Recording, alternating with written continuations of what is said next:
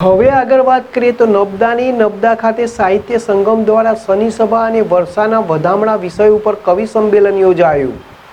પ્રારંભમાં શહીદ નબદા સાહિત્ય સંગમના પ્રમુખ દીપક જગતાપે નબદા સાહિત્ય સંગમની પ્રવૃત્તિઓ અને સાહિત્ય વિવિધ પાસાઓની ચર્ચા કરી.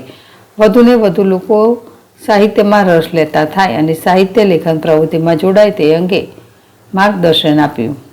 શનિ સભામાં કવિ દીપક જગતાપના મોનો ઇમજ કાવ્ય સંગ્રહ, અશ્રુ રંગના વિમોચન અને આગામી કાર્યક્રમોના આયોજન વિશેની ચર્ચા પણ હાથ ધરવામાં આવી હતી.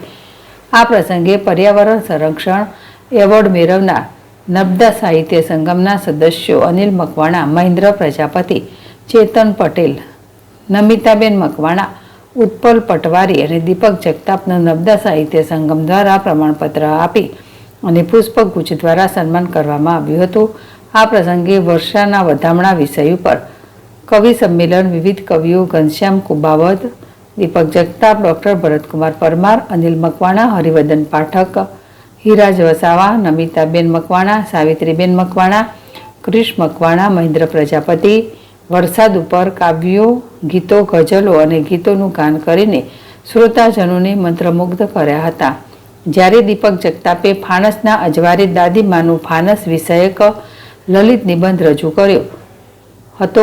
અનિલ મકવાણાએ સંસ્થાનો પરિચય અને નિયમો રજૂ કર્યા હતા. કવિ સંમેલનનું અને કાર્યક્રમનું સફળ સંચાલન ઘનશ્યામ કુબાવતે કર્યું હતું.